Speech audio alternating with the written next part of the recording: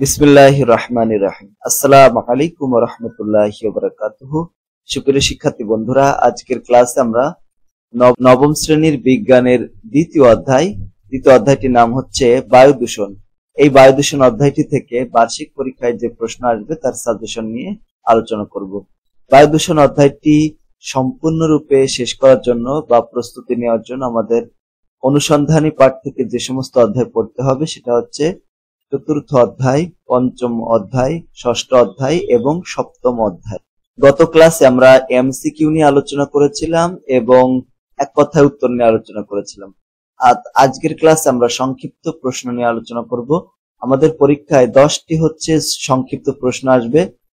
10টায় 20 mark থাকবে। প্রত্যেকটা প্রশ্নে হচ্ছে 2 মার্ক। তো 10 দুগুণে কত থাকবে? 20 মার্ক। তাহলে আমাদের এর ভিতরে 20 মার্কের ভিতরে কিন্তু কোনো অল্টারনেটিভ থাকবে না, ঠিক আছে? তার মানে আমাদের অনেক গুরুত্ব সহকারে কিন্তু এই সংক্ষিপ্ত প্রশ্নগুলো পড়তে হবে। আচ্ছা, তো সংক্ষিপ্ত প্রশ্ন প্রথমে আমরা যেটা থেকে দেখব, যে অধ্যায় থেকে, সেটা হচ্ছে চতুর্থ অধ্যায় থেকে। চতুর্থ অধ্যায় এর নাম হচ্ছে পদার্থের অবস্থা। আচ্ছা, তো এখানে প্রথম প্রশ্ন হচ্ছে কণার গতিতত্ত্ব বলতে কি বোঝায়, ব্যাখ্যা করো। ঠিক আছে, ব্যাখ্যা দাও। আন্তঃকণা আকর্ষণ শক্তি এবং কণাগুলোর গতিশক্তি দিয়ে পদার্থের কঠিন, তরল ও গ্যাসীয় অবস্থা ব্যাখ্যা করার তত্ত্বকে কণার গতিতত্ত্ব বলা হয়ে থাকে। ঠিক আছে, কাইনেটিক থিওরি অফ পার্টিকলস বলা হয়। ঠিক আছে, আন্তঃকণা আকর্ষণ শক্তি মানে কি? প্রত্যেকটা, দেখো, একটা অণুতে পরমাণুগুলো থাকে এরকম কাছাকাছি, তাই না? যে শক্তির কারণে অণুতে পরমাণুগুলো এরকম কাছাকাছি অবস্থান করে সেই শক্তিকে আন্তঃকণা আকর্ষণ শক্তি বা আন্তঃনবিক শক্তি বলা হয়। তো ওই যে আন্তঃনবিক শক্তি এবং কণাগুলোর যে গতিশক্তি, এরা এক জায়গায় থাকে, আবার নিজেরা কিন্তু কি করে বলতো, ছোটাছুটি করে বা এরকম কাঁপাকাঁপি করে। তো এই যে কাঁপাকাঁপি করলো, ছোটাছুটি করলো, এই ছোটাছুটিটা কি হয়? কঠিন পদার্থের ভিতরে খুবই কম থাকে, তরল পদার্থে একটু বেশি, গ্যাসীয় অবস্থায় আরো বেশি। এই যে ছোটাছুটি বা গতিশক্তি কণাগুলোর, এটাকেই বলা হয় গতিতত্ত্ব, কণার গতিতত্ত্ব। এই তত্ত্ব অনুযায়ী যখন কণাগুলোর ভেতরকার আকর্ষণ শক্তি খুব বেশি থাকে, তখন কণাগুলো খুব কাছাকাছি থাকে, যা কঠিন অবস্থা হয়, তাই না? এই অবস্থায় তাপের প্রভাবে কিছু গতিশক্তি প্রাপ্ত হয়, যাকে তরল অবস্থা বলা হয়। এই তরল অবস্থাকে আরো তাপ প্রদান করলে কণাগুলো তাপ শক্তি নিয়ে গতিশক্তি বৃদ্ধি করে, যা গ্যাসীয় অবস্থা তৈরি করে। তাহলে এটা আমরা বুঝলাম যে কণার গতিশক্তি, কণা তত্ত্ব কাকে বলা হয়। তারপরে হচ্ছে 2 নম্বর প্রশ্ন, আংশিক পাতন কাকে বলা হয়, উদাহরণস্বরূপ ব্যাখ্যা করো। বিভিন্ন স্ফুটনাঙ্ক যুক্ত 2 বা ততোধিক তরলের মিশ্রণকে বিভিন্ন উষ্ণতায় বাষ্পীভূত করে এবং নির্গত বাষ্পকে শীতল ও ঘনীভূত করে মিশ্রণ থেকে বিভিন্ন তরল পৃথক করার পদ্ধতিকে আংশিক পাতন বলা হয়। ঠিক আছে, আংশিক পাতন। তাহলে আংশিক পাতন, দেখো, একটা আংশিক পাতন আর পাতনের মধ্যে পার্থক্য রয়েছে, তাই না? পাতন তো সরাসরি করা যায়, কিন্তু আংশিক পাতনের ক্ষেত্রে এরকম অংশ কলাম ব্যবহার করা হয়, অংশ কলাম গুলো ব্যবহার করা হয় এরকম। ঠিক আছে, অংশ কলাম ব্যবহার করা হয়। অংশ কলাম ব্যবহার করে এখানে মনে করো একটা পাত্রে ইসের ভিতরে একদম মুখে, যেখানে এখানে একটা অংশ কলাম থাকে, এখানে যদি তুমি তাপ দাও, তাপ দিলে যার স্ফুটনাঙ্ক হচ্ছে কম, তারা তাড়াতাড়ি হচ্ছে এই তরলটা কি হয়, বাষ্পে পরিণত হয়ে যায়। ঠিক আছে, আবার যার স্ফুটনাঙ্ক বেশি, তারাও সামান্য বাষ্পে পরিণত হতে পারে, মানে এই ক্ষেত্রে কাছাকাছি স্ফুটনাঙ্ক। সাপোজ একটা তরলের স্ফুটনাঙ্ক হচ্ছে 50 ডিগ্রি সেলসিয়াস, আর একটা তরলের স্ফুটনাঙ্ক 40 ডিগ্রি সেলসিয়াস। তখন তাপ দিচ্ছি, তাহলে প্রথমে কোন তরলটা ফুটবে? যে তরলটার ক্ষেত্রে স্ফুটনাঙ্ক হচ্ছে 40 ডিগ্রি, আর মনে করো আর একটা স্ফুটনাঙ্ক হচ্ছে বি আর কি, সেটার 50 ডিগ্রি। এই তরলটাও সামান্য পরিমাণ হলেও বাষ্পে পরিণত হওয়া শুরু করবে। এখন মানে কার স্পিড বেশি থাকবে, মানে গতি বেশি কার থাকবে? এই তরলটার, তার কারণ এর স্ফুটনাঙ্ক কম, আর বিও কিন্তু বাষ্পে পরিণত হতে শুরু করবে, কিন্তু তার স্পিড মানে গতি খুবই কম থাকবে। তো গতি খুবই কম থাকলে এই যে অংশ কলামের মধ্য দিয়ে যাইতে গেলে, যেহেতু এরকম ভাবে এখানে বাধা আছে, তো এখানে বাধা প্রাপ্ত হবে, অথবা এখানে বাধা প্রাপ্ত হবে, অনেকগুলো তো থাকে এখানে। তো এখানে বাধাপ্রাপ্ত জায়গা অনেকগুলো থাকে, তাই না? বাধাপ্রাপ্ত হয়ে এর যেহেতু স্পিড কম, আবার তরলে হয়, আবার ফিরে চলে আসে।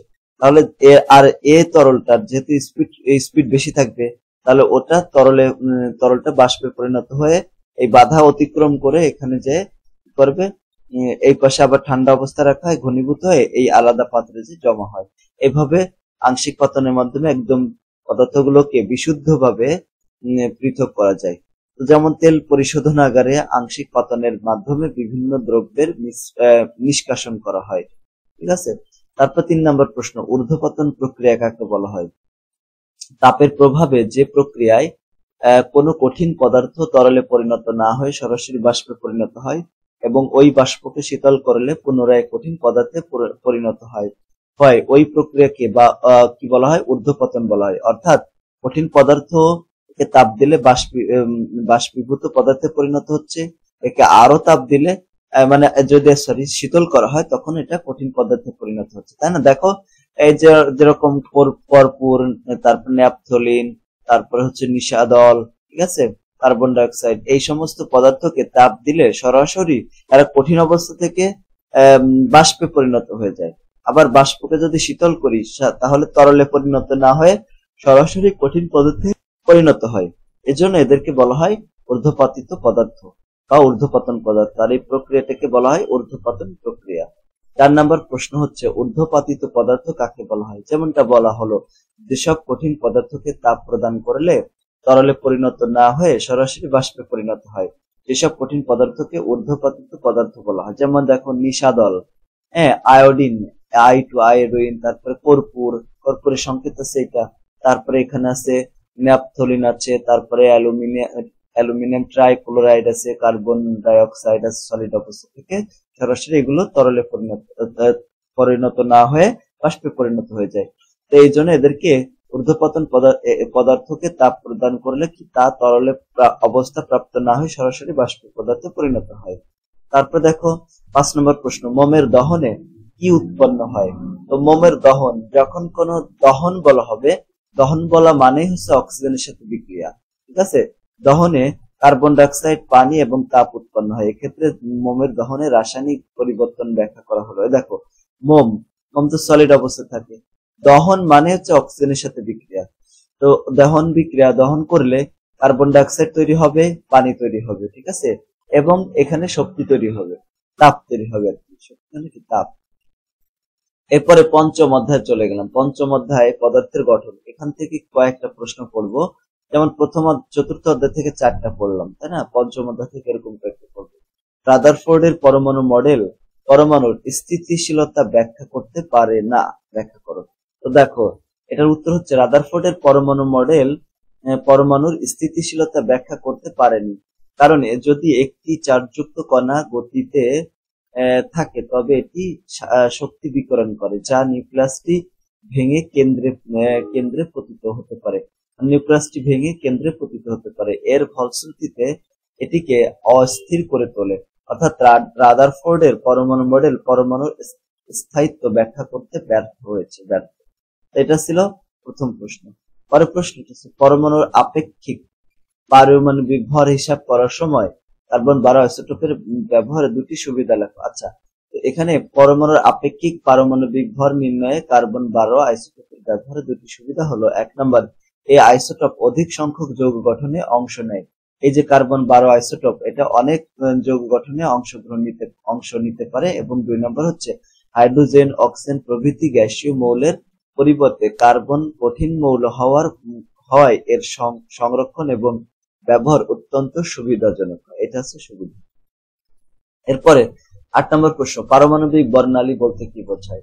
ইলেকট্রন উচ্চ শক্তি স্তর থেকে নিম্ন শক্তি স্তরে যাবার সময় যে আলো বিকিরণ করে তাকে প্রিজমের মধ্য দিয়ে প্রবেশ করালে সৃষ্ট আলোক রশ্মিকে পারমাণবিক বর্ণালী বলা হয়। অর্থাৎ পারমাণবিক বর্ণালীর উদ্ভব হয় ইলেকট্রনীয় অবস্থান্তরের কারণে। মৌল শনাক্তকরণে এ বর্ণালী ব্যবহৃত হয়। দেখো যখন একটা পরমাণু, মনে করো এইভাবে প্রথম শক্তি স্তর আছে, দ্বিতীয় শক্তি স্তর আছে, তারপরে তৃতীয় শক্তি স্তর আছে, অসীম পর্যন্ত এরকম আছে, তাই না? মনে করো একটা পরমাণুর ইলেকট্রন, এই যে এই শক্তি স্তর, এটা কত? 1 2 3 1 2 3 4, চতুর্থ শক্তি স্তরে আছে। এখান থেকে একটা ইলেকট্রন মনে করো দ্বিতীয় শক্তি স্তরে আসলো। দ্বিতীয় শক্তি স্তরে আসলে যখন যখন চতুর্থ স্তরে থাকবে তখন তো তার শক্তি অনেক বেশি থাকবে, তাই না? আর যখন প্রথম শক্তি স্তরে আসবে তখন তার শক্তি অনেক কমে যাবে। তো কমে যাবে, আর সে শক্তিটা কি হবে? ওই শক্তিটাই বর্ণালী আকারে পাওয়া যাবে। এই একটা সূত্রের মাধ্যমে বের করা যায়। 1/λ সমান আর এইচ ইন্টু হচ্ছে 1/n1 এর স্কোয়ার মাইনাস 1/n2 এর স্কোয়ার। এইভাবে এই যে সূত্র দিয়ে আমরা মানে কোনো শক্তিস্তর থেকে যদি নিম্ন শক্তিস্তরে আসে তখন আমরা বর্ণালীর তরঙ্গ দৈর্ঘ্য, এই যে ল্যামডাটা কি, এটাকে বলে ল্যামডা হচ্ছে তরঙ্গ দৈর্ঘ্য, ঠিক আছে? তরঙ্গ দৈর্ঘ্য। আর এখানে আর এইচ এটাকে বলা হয় রিডবার্গের ধ্রুবক, এটার মান আছে 10, 96, এটা 78 পার সেন্টিমিটার। আর n1 এর মান হচ্ছে, মনে করো n1টা কি, n1টা হচ্ছে নিম্ন শক্তি স্তরের অরবিটাল সংখ্যা। এই যে এই ক্ষেত্রে মানে আমরা যেটা উদাহরণ দেখলাম, চতুর্থ শক্তি স্তর থেকে দ্বিতীয় শক্তি স্তরে ইলেকট্রনটা আসলো, তাই না? তাহলে n1 এর মান হবে 2, আর n2 এর মান কত হবে? n2 হচ্ছে কততম শক্তি স্তর থেকে এটা আসতেছে, চতুর্থ শক্তি স্তর আসতেছে, তাহলে এটা হবে 4। এভাবে এখান থেকে আমরা ল্যামডার মান বের করতে পারি, ঠিক আছে? তরঙ্গ দৈর্ঘ্য বের করতে পারি। ওকে, তো এইভাবে তরঙ্গ দৈর্ঘ্য আমরা বের করতে পারি। এই যে তরঙ্গ দৈর্ঘ্য আমরা এইভাবে বের করলাম, মনে করো আমি বের করে দেখাচ্ছি এটা তরঙ্গ দৈর্ঘ্য কত হবে। 1/λ সমান হচ্ছে 10, 96, 78, ঠিক আছে? এখানে n1 এর মান হচ্ছে কত? 2, তার মানে এটাকে স্কোয়ার করলে কত হয়? 4 হয়ে যায়। আর n2 এর মান কত? 4, তার মানে স্কোয়ার করলে 16 হয়ে যায়। ওকে, এটার একক কি হবে? পার সেন্টিমিটারের। এখান থেকে আমরা 1/λ সমান কত হয়? আমরা যদি এখানে ক্যালকুলেটর দিয়ে হিসাব করি তাহলে মানটা কত আসে দেখো, 10, 96, 78, ঠিক আছে? গুণ, এখানে ব্র্যাকেট দিয়ে দিলাম অন, নিচে কত আছে? 4, বিয়োগ অন, নিচে কত আছে? 16, এই যে ব্র্যাকেট ক্লোজ করে দিলাম। যে মানটা আসলো, এই যে মানটা দেখছো, অনেক বড় একটা মান আসলো, তাই না? এটাকে যদি কত 20564 পয়েন্ট সামথিং, তাই না? 0.625। এখন এটা কিন্তু পার সেন্টিমিটারেই আছে। এখন এই যে ল্যামডাকে যদি আমরা ইনভার্স করে দিই, উপরে নিয়ে যায়, তাহলে এটাও এই পাশেও ইনভার্স হয়ে যাবে। ইনভার্স হলে কি হয় দেখো, এটাকে ইনভার্স করলে এই যে দেখছো লগের পাশে একটা আছে, এটাকে চাপ দিলে ইনভার্স হয়ে গেল। এই যে মানটা, এটাকে যদি আমরা ইসে নিই, সাইন্টিফিক মোডে নিয়ে যাই, তাহলে এটা এত হবে। কত হয় দেখো, 4.86 10⁻⁻5। তো এখন পার সেন্টিমিটার থেকে এটা সেন্টিমিটার চলে আসলো। এভাবে আমরা কি করতে পারি? এই সূত্র দিয়ে তরঙ্গ দৈর্ঘ্য বের করতে পারি, ঠিক আছে? তরঙ্গ দৈর্ঘ্য বের করলাম। তো এই যে এটাকে, এই যে তরঙ্গ দৈর্ঘ্য বের হলো, এক প্রকার বর্ণালী তৈরি হলো, এটাকে বলা হয় পারমাণবিক বর্ণালী। তোমরা এখান থেকে এতটুকু লিখবা।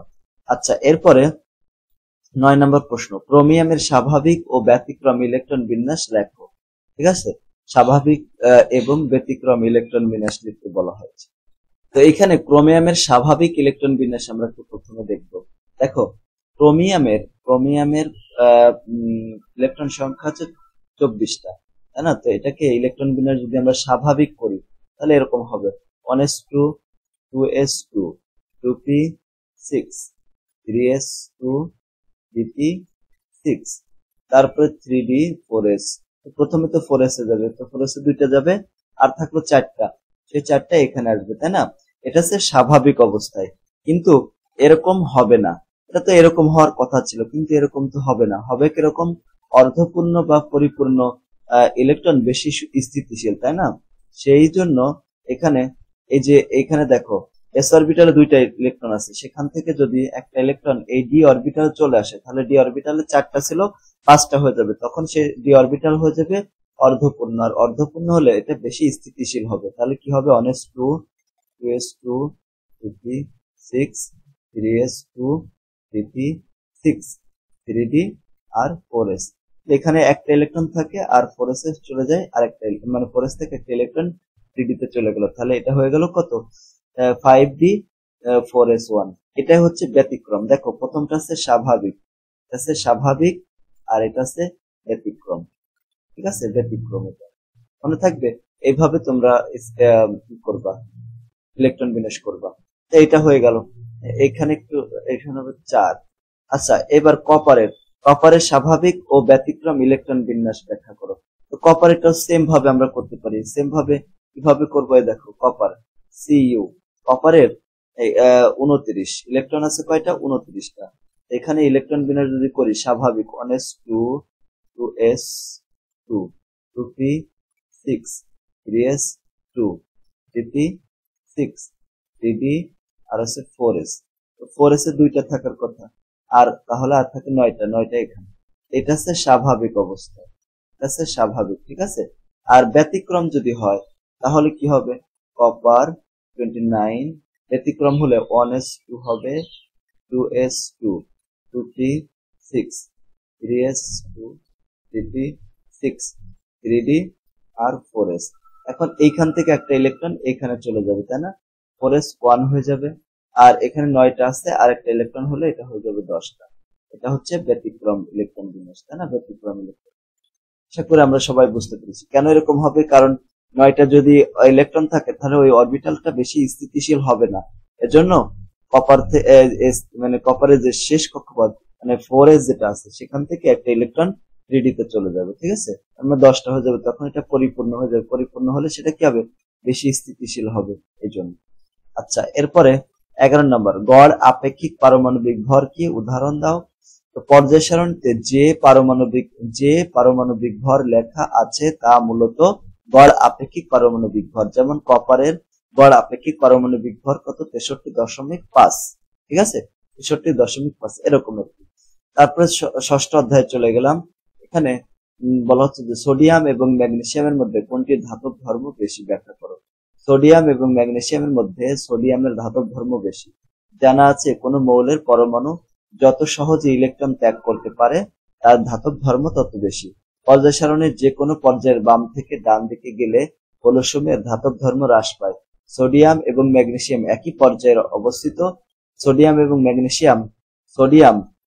ম্যাগনেসিয়ামের বামে অবস্থিত। দেখো, ম্যাগনেসিয়াম হচ্ছে প্রথম পর্যায়ের মৌল, হ্যাঁ, সোডিয়াম, তার এটা হচ্ছে প্রথম পর্যায়ে। তারপর হচ্ছে ম্যাগনেসিয়াম হচ্ছে দ্বিতীয় পর্যায়ের মৌল, আর দ্বিতীয় পর্যায়ে না, দ্বিতীয় গ্রুপের। আর সোডিয়াম হচ্ছে প্রথম গ্রুপের মৌল, আর এরা সব দুইজনই তৃতীয় পর্যায়ের মৌল, ঠিক আছে, এরকম পর্যায়। এখন খেয়াল করো, এইটা কোন দিকে আছে বলতো? বাম দিকে আছে। আর এইটা কোন দিকে আছে? এইদিকে যত যাবে তাহলে ডান দিকে। এই দিকে গেলে পর্যায় সারণীর এই যে বাম থেকে ডান দিকে গেলে ধাতব ধর্ম কমে যায়। তাহলে এখানে যেহেতু এটা প্রথমে আছে সোডিয়াম, তারপরে ম্যাগনেসিয়াম, এর জন্য সোডিয়ামের ধাতব ধর্ম বেশি হবে। সোডিয়ামের ধাতব ধর্ম ম্যাগনেসিয়াম অপেক্ষা বেশি হবে। এরপরে 13 নম্বর, ত্রয়ী সূত্রটি উদাহরণ সহ ব্যাখ্যা করো। পারমাণবিক ভর অনুসারে 3টি করে মৌলকে সাজালে দ্বিতীয় মৌলের পারমাণবিক ভর প্রথম এবং তৃতীয় মৌলের পারমাণবিক ভরের যোগফলের অর্ধেক বা তার কাছাকাছি, যাকে ডোবেরাইনারের ত্রয়ী সূত্র বলা হয়। কার ডোবেরাইনারের ত্রয়ী সূত্র বলা হয়। যেমন দেখো, লিথিয়াম, সোডিয়াম এবং পটাশিয়ামের পারমাণবিক ভর যথাক্রমে 7, 23 এবং 39। এখন সোডিয়ামের মাঝখানে কে আছে? দেখো, সোডিয়াম, দেখছো, তাহলে এর পারমাণবিক ভর কত হবে? তাহলে প্রথমটা আছে লিথিয়াম, লাস্টেরটা আছে পটাশিয়াম। পটাশিয়ামের কত? 39 ভাগ হচ্ছে 2, তাহলে এই 7, দেখো 7 আর 39 যোগ হচ্ছে 7, এটাকে 2 দিয়ে ভাগ করতে হবে। তাহলে কত হয়? এই দেখো, 2 দিয়ে ভাগ করলে হয় 23 হয়, দেখছো। তাহলে এই যে সূত্র, এটাকে বলা হয় ত্রয়ী সূত্র। তারপর 14 নম্বর, নিউল্যান্ডের অষ্টক সূত্রটি বা তত্ত্বটি উদাহরণস্বরূপ তুলে ধরো। নিউল্যান্ডের অষ্টক সূত্রটি হচ্ছে, মৌলসমূহকে যদি পারমাণবিক ভরের ছোট থেকে বড় অনুসারে সাজানো হয় তবে যে কোনো পর্যায়ের প্রথম একটি মৌলের ধর্ম তার অষ্টক মৌলের ধর্মের সাথে মিলে যায়। উদাহরণস্বরূপ, যদি দ্বিতীয় পর্যায়ের প্রথম মৌল লিথিয়াম থেকে শুরু করি তাহলে দেখা যাচ্ছে এটি থেকে 8টি মৌলটি মানে এটি থেকে 8 নং মৌলটি অর্থাৎ সোডিয়াম, যা লিথিয়ামের অনুরূপ বৈশিষ্ট্য। এটা বলতেছে, মানে এটা বলতেছে যে নিউল্যান্ডের যে অষ্টক সূত্র, সেটা মৌলসমূহকে যদি পারমাণবিক ভরের ছোট থেকে বড় অনুসারে সাজানো হয় তবে যে কোনো মৌলের প্রথম একটি মৌলের ধর্ম তার 8 নম্বর মৌলের ধর্মের সাথে মিলে যায়। মনে করো দ্বিতীয় পর্যায়ের যে প্রথম মৌল হচ্ছে লিথিয়াম, লিথিয়াম থেকে 8 নম্বর মৌল, এর পর থেকে 8 নম্বর মৌল হচ্ছে সোডিয়াম। তো লিথিয়াম আর সোডিয়ামের সাথে ধর্মের মিল আছে, এটাই বলা হচ্ছে। তারপরে 15 নম্বরে চলে আসলাম, আয়রন Fe মৌলটির গ্রুপ নম্বর কত ইলেকট্রন বিন্যাসের মাধ্যমে উপস্থাপন করো। খেয়াল করো এখানে Fe আয়রন, আয়রনের আছে 26 ইলেকট্রন সংখ্যা। এটাকে যদি ইলেকট্রন বিন্যাস করি 1s2 2s2 2p6 3s2 3p6 3d এবং 4s। তো 3d এখানে কত হবে, 4s এর দুটো ইলেকট্রন থাকবে, তাই না? আর থাকলো তাহলে কয়টা দেখো তো, আরো থাকলো হচ্ছে 6টি ইলেকট্রন থাকলো, তাহলে এটা হচ্ছে 6টি। এখন যদি এর পর্যায় একই সাথে পর্যায় যদি বের করতে বলে, পর্যায় হচ্ছে সবচেয়ে বড় n এর মান কত, সবচেয়ে বড় হচ্ছে এই যে 4, তাহলে এখানে হবে 4। আর গ্রুপ সংখ্যা কত হবে দেখো, গ্রুপ সংখ্যা কত হবে, গ্রুপ সংখ্যা হবে এই যে দেখো ডি অরবিটাল কয়টা ইলেকট্রন আছে, 6টা, আর এখানে এস অরবিটাল কয়টা আছে, 2টা, তাহলে কত হচ্ছে 8। তার মানে এর গ্রুপ সংখ্যা হবে 8। ঠিক আছে, এইভাবে আমরা গ্রুপ সংখ্যা বের করতে পারি। তারপরে যে কোনো মৌলের ক্ষেত্রে আসলে এইভাবে বের করতে হবে। 16 নম্বর, পর্যাবৃত্ত ধর্ম বলতে কি বোঝায় ব্যাখ্যা করো।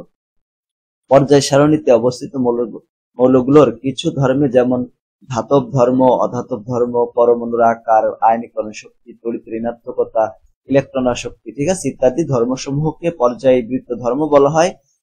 মৌলসমূহের এর বৈশিষ্ট্য সমূহ পারমাণবিক সংখ্যার সাথে পর্যায়ক্রমে আবর্তিত হয়, এজন্য এগুলোকে বলা হয় পর্যায়বৃত্ত ধর্ম। মানে একই ধর্ম বারবার করে যদি আসে তখন সেটাকে কি বলা হয়, পর্যায়বৃত্ত ধর্ম বলা হয়। যেমন দেখো পরমাণুর ক্ষেত্রে এই যে পর্যায় সারণীর ক্ষেত্রে, তাই না, বাম থেকে ডান দিকে গেলে কি হচ্ছে, পারমাণবিক ব্যাসার্ধে হ্রাস পাচ্ছে, আবার উপর থেকে নিচের দিকে গেলে ব্যাসার্ধ বেড়ে যাচ্ছে, এটা একটা পর্যায়বৃত্ত ধর্ম।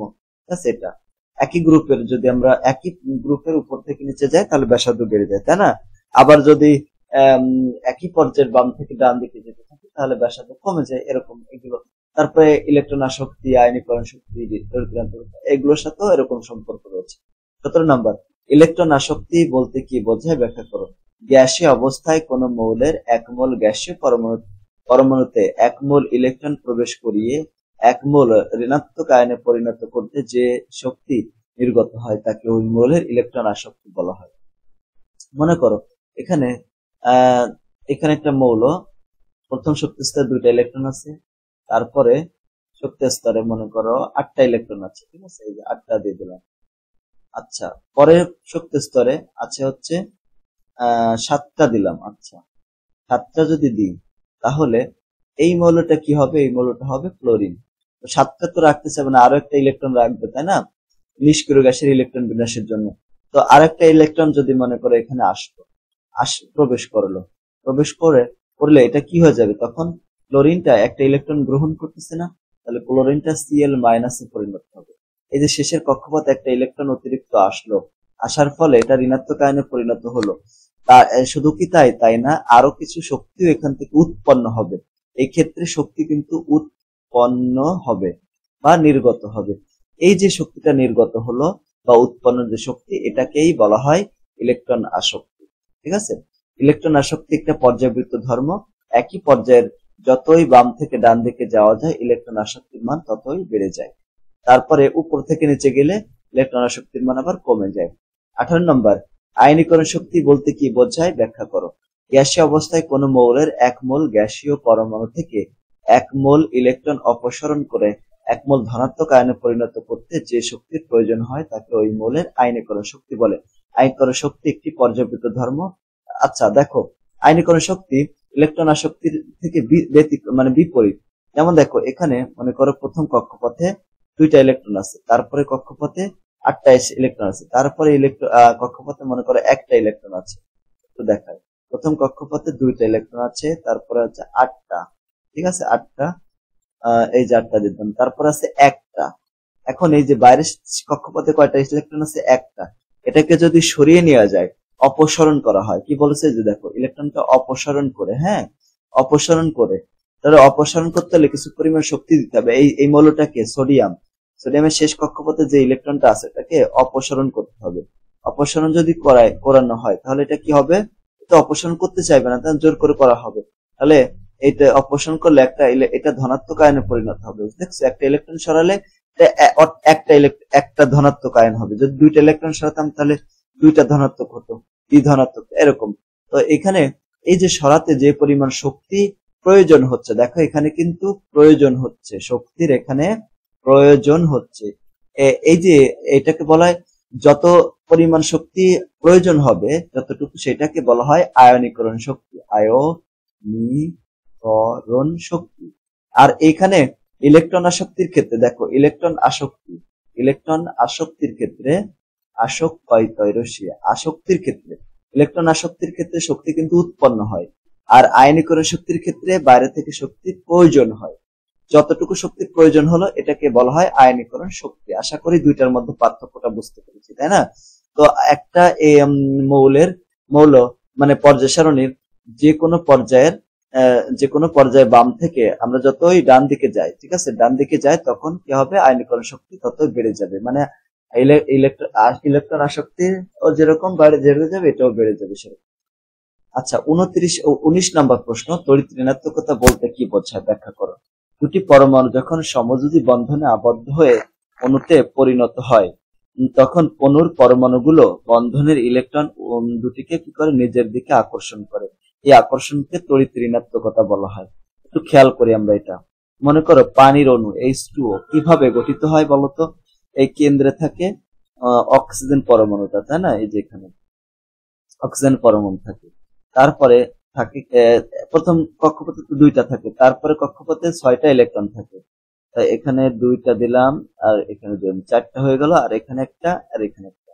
আর হাইড্রোজেন এসে কি করে, এদের সাথে যৌগ গঠন করে কিভাবে, ইলেকট্রন শেয়ারের মাধ্যমে। এই দেখো, দুইটা হাইড্রোজেন আছে, একজনের একটা ইলেকট্রন থাকে আর একজনেরও একটা ইলেকট্রন থাকে, সেটা শেয়ার করে।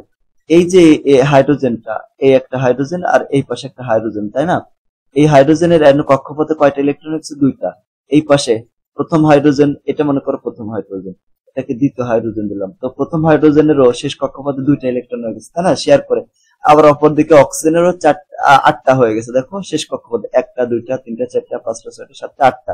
এখন এরা কি করলো, ইলেকট্রন শেয়ারের মাধ্যমে যৌগ গঠন করলো, তাই না? এখন ইলেকট্রন শেয়ার করছে। মনে করো তুমি একটা ব্যবসা করলে, ব্যবসায় তুমি হচ্ছে 50,000 টাকা দিলে, আর তোমার বন্ধু 50,000 টাকা দিল।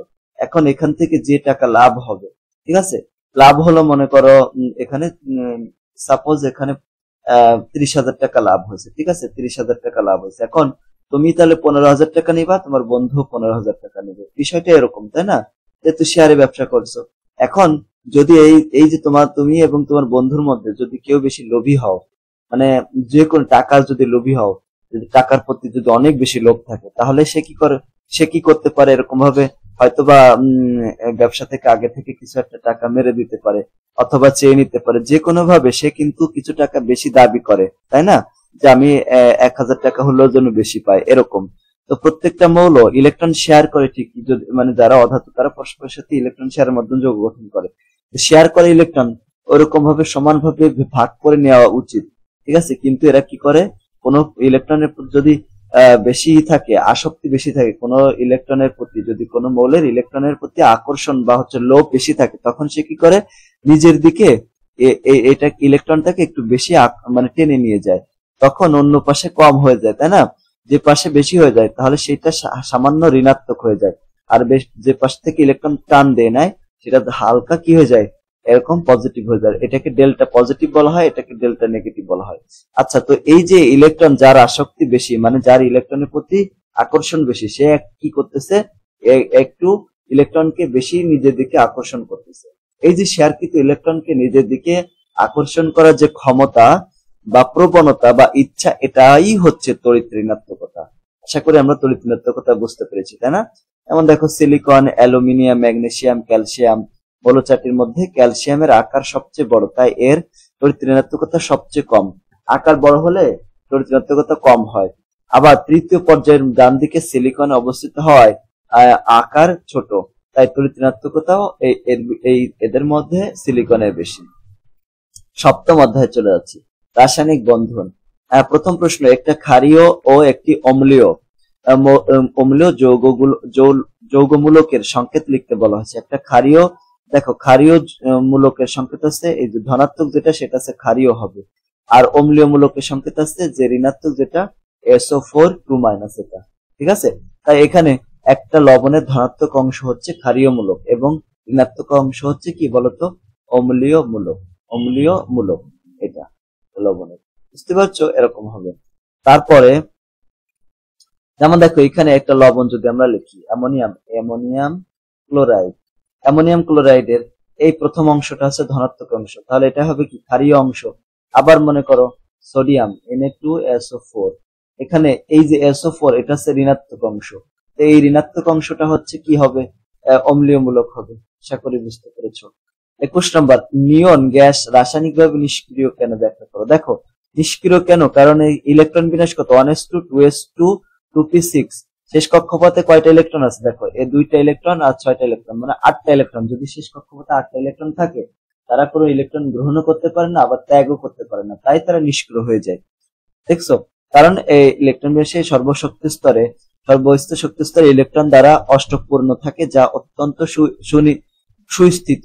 এই সুস্থিত ইলেকট্রন বিন্যাস ভাঙতে অনেক বেশি শক্তির প্রয়োজন হয়, তাই নিয়ন স্বাভাবিক অবস্থায় কোনো মৌলের সাথে যুক্ত হয় না, অর্থাৎ বহিঃস্থ স্তরের সুবিন্যস্ত ইলেকট্রন বিন্যাসের কারণে নিয়ন রাসায়নিকভাবে কি হয় নিষ্ক্রিয় হয়ে যায়।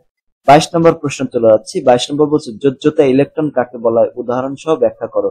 এখানে মনে করো নাইট্রোজেনের ইলেকট্রন বিন্যাস দেখাবো। হ্যাঁ, ইলেকট্রন বিন্যাস কত হবে 1s2 2s2 2p কত 3। শেষ কক্ষপথের কয়টা ইলেকট্রন আছে বলতো 2p3 যদি দিই তাহলে শেষ কক্ষপথে কয়টা ইলেকট্রন আছে, এখানে দেখো এখানে আছে 2 যোগ 3 মানে 5টা ইলেকট্রন, 5টা ইলেকট্রন আছে তাই না। এই যে 5টা ইলেকট্রন শেষ কক্ষপথে আছে এটাকেই বলা হয় যোজ্যতা ইলেকট্রন। কোন মৌলের পরমাণুর সর্বশেষ শক্তি স্তরে ইলেকট্রন সংখ্যাকে যোজ্যতা ইলেকট্রন বলা হয়। যেমন নাইট্রোজেনের ক্ষেত্রে এই যে শেষ কক্ষপথে 5টা ইলেকট্রন আছে, এই 5টা ইলেকট্রনকে বলা হয় যোজ্যতা ইলেকট্রন। এরপরে 23 নম্বর প্রশ্ন, পরিবর্তনশীল যোজনী কাকে বলা হয়, উদাহরণ সহ ব্যাখ্যা করো। কোন মৌলের একাধিক যোজনী থাকলে ওই মৌলের যোজনীকে পরিবর্তনশীল যোজনী বলা হয়। উদাহরণস্বরূপ সালফার আর ফসফরাস মৌলের একাধিক যোজ্যতা তথা পরিবর্তনশীল যোজনী রয়েছে। যেমন সালফারের যোজনী আছে 2 4 6, ফসফরাসের আছে 3 এবং 5, এটা 5 হবে, ঠিক আছে 5। এরা বিক্রিয়ায় অংশগ্রহণকারী মৌলের উপর ভিত্তি করে বিভিন্ন যোজনী প্রদর্শন করে এবং বিক্রিয়া সম্পন্ন করে। তাহলে পরিবর্তনশীল যোজনী কাকে বলে বুঝলাম, যদি কোনো মৌলের একাধিক যোজনী থাকে তখন সেই সমস্ত যোজনীকে বলা হয় পরিবর্তনশীল যোজনী। 24 নম্বর, যোজনীর সাহায্যে অ্যামোনিয়ার সংকেত ব্যাখ্যা করো। অ্যামোনিয়া, তো দেখো অ্যামোনিয়া অণুটি নাইট্রোজেন এবং হাইড্রোজেন পরমাণু সমন্বয়ে গঠিত। নাইট্রোজেনের যোজনী হচ্ছে 3 এবং হাইড্রোজেনের যোজনী হচ্ছে 1, সুতরাং এরা পরস্পর যোজনী বিনিময় করে যে যৌগ গঠন করবে তার সংকেত হচ্ছে এইরকম। দেখো নাইট্রোজেনের যোজনী আছে কত 3 আর হাইড্রোজেনের যোজনী কত 1, যখন এরা যৌগ গঠন করবে NH, এখানে এই যে 1 মানে হাইড্রোজেনের যোজনীটা চলে যাবে নাইট্রোজেনের পাশে, যে 1 চলে গেল, আর হাইড্রোজেনের এই যে নাইট্রোজেনের যোজনী 3 এটা চলে যাবে হাইড্রোজেনের পাশে, NH চলে হয়ে যাবে, এটা কি হয়ে যাবে NH3 হয়ে গেল, ঠিক আছে এরকম। 25 নম্বর, যোজনী বা যোজ্যতা কাকে বলা হয়, উদাহরণ সহ ব্যাখ্যা করো। কোন মৌলের একটি পরমাণুর সঙ্গে যত সংখ্যক হাইড্রোজেন পরমাণু বা ক্লোরিন পরমাণু যুক্ত হয় সেই সংখ্যাকে ওই মৌলের যোজনী বলা হয়। যেমন সোডিয়ামের যোজনী 1, ম্যাগনেসিয়ামের যোজনী 2। আমি আরেকটু সহজ করে বোঝাচ্ছি। দেখো প্রথমে ইলেকট্রন বিন্যাস করবা, মনে করো 2টা মৌলের ইলেকট্রন বিন্যাস করলাম, আমরা করবো এখন। যেমন দেখো সোডিয়ামের 1s2 2s2 2p6 3s কত হবে 1, ঠিক আছে। আরেকটা মৌল সোডিয়াম ক্লোরিন মনে করো 17, এর ইলেকট্রন বিন্যাস 1s2 2s2 2p6 3s কত হবে 2 3p5। এখন এর শেষ কক্ষপথে কয়টা ইলেকট্রন আছে, একটা ইলেকট্রন আছে, আর এর শেষ কক্ষপথে কয়টা ইলেকট্রন আছে দেখো 7টা ইলেকট্রন আছে, ঠিক আছে। সোডিয়ামের যোজনী কত হবে, দেখো যদি কোনো মৌলের শেষ কক্ষপথে 1টা 2টা অথবা 3টা ইলেকট্রন থাকে, যদি একটা ইলেকট্রন থাকে তাহলে তার যোজনী 1 হবে, 2টা থাকলে তার যোজনী 2 হবে, 3টা থাকলে তার যোজনী কত হবে 3 হবে। তাহলে সোডিয়ামের ক্ষেত্রে কয়টা আছে, একটা ইলেকট্রন আছে, তাহলে এর যোজনী হবে 1। অপরদিকে ক্লোরিনের যোজনী কত হবে? ক্লোরিনের শেষ কক্ষপথে কয়টা আছে? 7টা। যদি কোনো মৌলের শেষ কক্ষপথে মনে করো 4টে ইলেকট্রন থাকলো, তাহলে কি করতে হবে? 8 থেকে 4 বিয়োগ করতে হবে, তাহলে কত হবে? 4। তাহলে এই 4 হবে তার যোজনী। যদি 4 বেশি থাকে, 5টা থাকে, তাহলে 5 বিয়োগ করতে হবে, তাহলে কত হয়? দেখো 3। এই 3 হচ্ছে তার যোজনী। যদি মনে করো শেষ কক্ষপথে 6টা ইলেকট্রন আছে, তাহলে যোজনী কত হবে? 2 হবে। যদি কোনো মৌল শেষ কক্ষপথে কোনো মৌলের 7টা ইলেকট্রন থাকে, তাহলে যোজনী কত হবে? 1 হবে। যেহেতু ক্লোরিনের শেষ কক্ষপথে 7টা আছে, তাহলে 8 থেকে 7 বিয়োগ করে কত হয়? 1 থাকে, তাহলে 1 হবে তার যোজনী। আবার কোন মৌলের শেষ কক্ষপথে যদি 8টা ইলেকট্রন থাকে, তাহলে তার যোজনী হবে 0। বুঝতে পেরেছো? একদম ক্লিয়ার ভাবে আমি বুঝাই দিলাম। যদি কোনো মৌলের শেষ কক্ষপথে 1টা ইলেকট্রন থাকে, তাহলে তার যোজনী হবে 1, 2 থাকলে 2, 3 থাকলে 3। কিন্তু যদি 4 থাকলে 4ও হয়, কিন্তু যদি 5 থাকে তাহলে 8 থেকে 5 বিয়োগ করতে হবে। যদি 6 থাকে তাহলে 8 থেকে 6 বিয়োগ করতে হবে।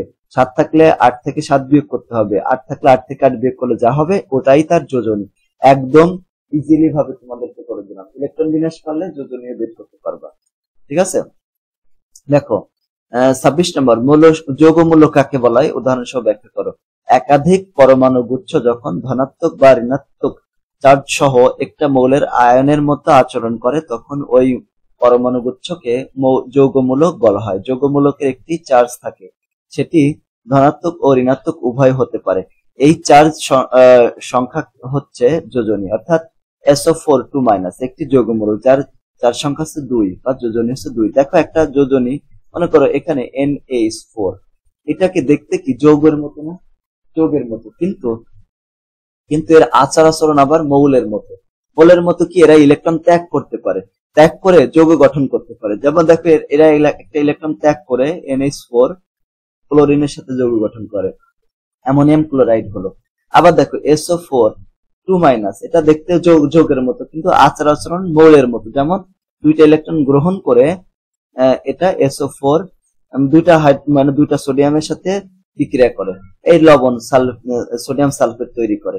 তাহলে যখন এখানে পরমাণু গুচ্ছ, অনেকগুলো পরমাণু আছে, তো যখন একটা পরমাণু গুচ্ছ ইলেকট্রন ত্যাগ করে বা গ্রহণ করে কোনো যৌগ গঠন করতে পারে, তখন ওই পরমাণু গুচ্ছকে বলা হয় কি? বলা হয় বলতো? বলা হয় যৌগমূলক। ঠিক আছে? অনেকে আছে না দেখতে বয়স্ক, কিন্তু তার আচার আচরণ বাচ্চাদের মতো, তাই না? এইটাকে বলা হয় এরকম আর কি। যৌগের ভিতরে আছে যাদের আচার আচরণ কি বলতো? মৌলের মতো, কিন্তু তারা দেখতে যৌগের মতো। ঠিক আছে? তখন সেগুলো তাদেরকে বলা হয় যৌগমূলক। তারপরে 27 নম্বর, অ্যামোনিয়াম যৌগমূলকের অ্যামোনিয়াম হচ্ছে NH4 প্লাস। যৌগমূলকের যোজনী কত? এই যে যেহেতু প্লাস আছে, যৌগ গঠনের সময় একটা ইলেকট্রন ত্যাগ করে, যেহেতু একটা ইলেকট্রন ত্যাগ করেছে অলরেডি, তার জন্য এটাকে বলা হয় কি? এটা হচ্ছে এর যোজনী কত? এর যোজনী হচ্ছে 1 হবে, যেহেতু একটা ইলেকট্রন ত্যাগ করছে। হ্যাঁ, যেটির চার্জ হলো +1। যৌগমূলকের যোজনী হলো চার্জবিহীন চার্জ সংখ্যাটি। যেহেতু NH4 প্লাস এ 1+ চার্জ রয়েছে, সুতরাং এর যোজনী হচ্ছে 1। আচ্ছা, এরপর 28 নম্বর, কার্বন ডাই অক্সাইডের সংকেত C2O4 লেখা হয় না কেন? খেয়াল করো, এখানে খুবই একটা চমৎকার সুন্দর প্রশ্ন করা হয়েছে। এখানে কার্বনের যোজনী কত? 4। অক্সিজেনের যোজনী কত? অক্সিজেনের যোজনী হচ্ছে 2। সেই হিসেবে CO, দেখো এই যে যোজনী, এই যে কার্বনের অক্সিজেনের যোজনী চলে যাওয়ার কথা কার্বনের পাশে, তার মানে কার্বন 2 দিলাম। আর এই যে কার্বনের যোজনী কত? 4, এটা চলে যাওয়ার কথা অক্সিজেনের পাশে, এখানে 4। তাহলে সেটা কি হবে? CO2 হওয়ার কথা, CO2। তাহলে CO2 হয়ে গেল। এই যে CO2 কেন কিভাবে হলো? দেখো এখানে 2 দিয়ে ভাগ করা যায়, যদি কাটাকাটি করে কাটা যায়, এখানে 2। এবার যদি কাটাকাটি করা যায় তাহলে তাই করা যায়। ঠিক আছে? তাহলে এখানে থাকলো C আর O2 থাকলো এইভাবে। তাহলে এখানে এর জন্য এটাকে CO2 লেখা হয়, C2O4 লেখা হয় না। 29 নম্বর, নিষ্ক্রিয় গ্যাস কাকে বলে? উদাহরণ সহ ব্যাখ্যা করো। পর্যায় সারণীর 18 নম্বর গ্রুপে অবস্থিত মৌলসমূহ যাদের সর্বশেষ শক্তি স্তর ইলেকট্রন দ্বারা পূর্ণ, তাকে নিষ্ক্রিয় গ্যাস বলা হয়। যেমন হিলিয়াম, নিয়ন, অর্গন, ক্রিপ্টন, জেনন, রেডন মৌলগুলোর নিষ্ক্রিয় গ্যাস। হিলিয়াম ব্যতীত সব নিষ্ক্রিয় মৌলের সর্বশেষ শক্তি স্তরে ইলেকট্রন দ্বারা অষ্টক পূর্ণ থাকে। মানে প্রত্যেকটা, শুধু হিলিয়ামের তো 2টা ইলেকট্রন আছে। হ্যাঁ, হিলিয়ামের আছে কয়টা ইলেকট্রন? এর আছে মাত্র 2টা। প্রথম কক্ষপথে সর্বোচ্চ 2টা ইলেকট্রন থাকতে পারে, এজন্য এর 2টা। 8টা কিভাবে হবে, হতে পারে না, ঠিক আছে। এই জন্য প্রথম কক্ষপথ সম্পূর্ণ পূর্ণ থাকে, বাকি সবগুলোর অষ্টপূর্ণ থাকে, ঠিক আছে। এজন্য এরা কোনো বিক্রিয়া অংশগ্রহণ করতে পারে না। তারপরে 30 নম্বর, রাসায়নিক বন্ধন গঠনের কারণ ব্যাখ্যা করো। তো অণু গঠনের জন্য পরমাণু সমূহ যে আকর্ষণ বলের মাধ্যমে পরস্পরের সাথে যুক্ত থাকে তাকে রাসায়নিক বন্ধন বলা হয়। এই বন্ধন গঠনের কারণ হচ্ছে প্রত্যেক মৌল ইলেকট্রন আদান প্রদান বা শেয়ার করে নিকটস্থ নিষ্ক্রিয় গ্যাসের স্থিতিশীল ইলেকট্রন বিন্যাস অর্জন করে স্থিতিশীল হতে চায়, ফলে মৌলসমূহের মধ্যে এক ধরনের আকর্ষণ তৈরি হয়, যার কারণেই বন্ধন গঠিত হয়, তাই না, এরকম। এরপর আমরা 31 নম্বর প্রশ্ন নিয়ে আলোচনা করব, সমযোজী বন্ধন কাকে বলা হয়, উদাহরণ দাও। তো মৌলের পরমাণু সমূহ সমান সংখ্যক ইলেকট্রন শেয়ারিং এর মাধ্যমে যে বন্ধনে আবদ্ধ হয় তাকে সমযোজী বন্ধন বলা হয়। যেমন কার্বন ডাইঅক্সাইড পানিতে কার্বন এবং অক্সিজেন অধাতব মৌলদ্বয় ইলেকট্রন শেয়ার করে CO2 সমযোজী বন্ধন গঠন করে, ঠিক আছে। যেমন দেখো, এই যে একটু আগে আমরা এই উদাহরণটা দেখলাম, যেমন H2O, এটা কিভাবে গঠিত হয়, এখানে অক্সিজেন রয়েছে, অক্সিজেনের পরমাণু ইলেকট্রন কয়টা, 6টা, দুইটা দিলাম, মানে 8টা মোট, পারিশেল আছে 6টা, 1টা 2টা 3টা 4টা, এই 5টা, এর একটা 6টা। দেখো শেষ কক্ষপথ 6টা আছে। এর নিষ্ক্রিয় গ্যাসের ইলেকট্রন বিন্যাস অর্জনের জন্য আরো 2টা ইলেকট্রনের প্রয়োজন। সেই 2টা কিভাবে আনবে, এখানে 2টা হাইড্রোজেন এসে যুক্ত হয়ে গেল। দেখো একটা হাইড্রোজেন যুক্ত হলো, একটা হাইড্রোজেন যুক্ত হয়ে গেল। তাহলে এটা আছে, মানে এখানে একটা হাইড্রোজেন, একটা হাইড্রোজেন। এখন এই 2টা হাইড্রোজেনের শেষ কক্ষপথে 2টা ইলেকট্রন রাখবে, তখন তারা নিষ্ক্রিয় গ্যাস হিলিয়ামের ইলেকট্রন বিন্যাস অর্জন করতে পারবে, তাই না। তো এখানে এই বেচারা হাইড্রোজেন এরা কি করবে, তাহলে এখানে যদি যুক্ত হয় তাহলে এদেরও ইলেকট্রন পূর্ণ হয়ে যাচ্ছে, এরাও নিষ্ক্রিয় হয়ে যাচ্ছে। আর এখানে যে এরা অক্সিজেনের শেষ কক্ষপথে 8টা ইলেকট্রন পূর্ণ হয়ে যাচ্ছে, তাই না। তাহলে এভাবে অক্সিজেনও অষ্টক পূর্ণ হয়ে যাচ্ছে, আর হাইড্রোজেন অষ্টপূর্ণ হয়ে যাচ্ছে, এভাবে তারা সমযোজী যৌগ গঠন করে। তারপরে 32 নম্বর প্রশ্ন, নাইট্রোজেন অণুতে কোন ধরনের বন্ধন বিদ্যমান ব্যাখ্যা করো। নাইট্রোজেন অণুতে দেখো নাইট্রোজেনের প্রতিটি পরমাণুতে 3টি ইলেকট্রন শেয়ার করে N2 অণু গঠন করে। যেহেতু N2 অণুতে ইলেকট্রন এর শেয়ারিং হয়েছে, সেহেতু এদের মধ্যকার বন্ধনটি সমযোজী বন্ধন হবে, ঠিক আছে। এরা ইলেকট্রন শেয়ারের মাধ্যমে যৌগ গঠন করে। দেখো এখানে একটা নাইট্রোজেনের শেষ কক্ষপথে কয়টা ইলেকট্রন থাকে, একটা আছে 2টা, মোট আছে নাইট্রোজেনের 7টা, তাই না। প্রথম কক্ষপথে 2টা ইলেকট্রন থাকে, তারপরে কক্ষপথে কয়টা ইলেকট্রন থাকবে, তারপরে কক্ষপথে থাকবে, প্রথম কক্ষপথে 2টা, এর আছে কয়টা, মোট হচ্ছে 7টা, মোট হচ্ছে কয়টা, 7টা, তাহলে পরে কক্ষপথে 5টা ইলেকট্রন থাকবে। তো দেখো এনে 5টা আছে, 2টা দিয়ে দিলাম, আরো কয়টা আছে, মনে করো আরো 3টা আছে এখানে, তাই না, 3টা দিয়ে দিলাম। আর আরো একটা নাইট্রোজেনের, তারও ঠিক সেম আছে এরকম, ঠিক আছে। প্রথম কক্ষপথে 2টা ইলেকট্রন আছে, তারপরে কক্ষপথে এখানে 2টা দিলাম, আর তার এখানে 3টা, 1টা 2টা, এই 3টা। তাহলে দেখো এই যে এখানে মোট কয়টা ইলেকট্রন আছে বলতো, এখানে মোট আছে 6টা, আর এখানে 2টা, 7টা, 8টা আর কি।